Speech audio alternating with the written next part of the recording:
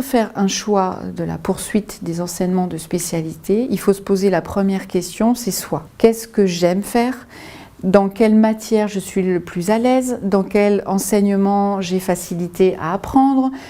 où je me sens le plus épanoui, dans la mesure du possible bien sûr. Donc la première règle, c'est se connaître soi-même et aller vers ce que l'on aime. Là, comme vous êtes élève de première et que vous êtes déjà sur une combinaison d'enseignement spécialité, allez sur l'outil Horizon 21 parce que cet outil, en fonction de la combinaison dans laquelle vous êtes inscrit aujourd'hui, vous ouvre justement des horizons sur des grands champs professionnels, donc avec des idées de métier,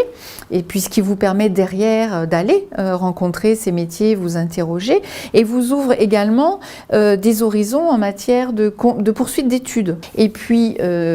quand vous êtes élève en lycée, vous savez que vos professeurs principaux sont là pour vous accompagner également, pour vous faire réfléchir sur vous, sur les possibles qui s'offrent à vous.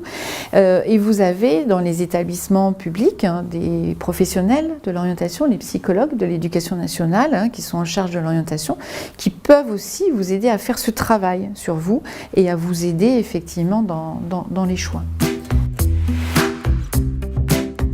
Quand on sait le métier qu'on souhaite exercer, ou en tout cas l'université, la licence ou l'école ou la classe préparatoire aux grandes écoles dans laquelle on veut entrer, là il va falloir effectivement repérer la formation, donc l'établissement d'enseignement supérieur, et pour ça Parcoursup vous y aide, puisque dans Parcoursup vous avez la présentation de toutes les formations d'enseignement supérieur que vous pouvez trouver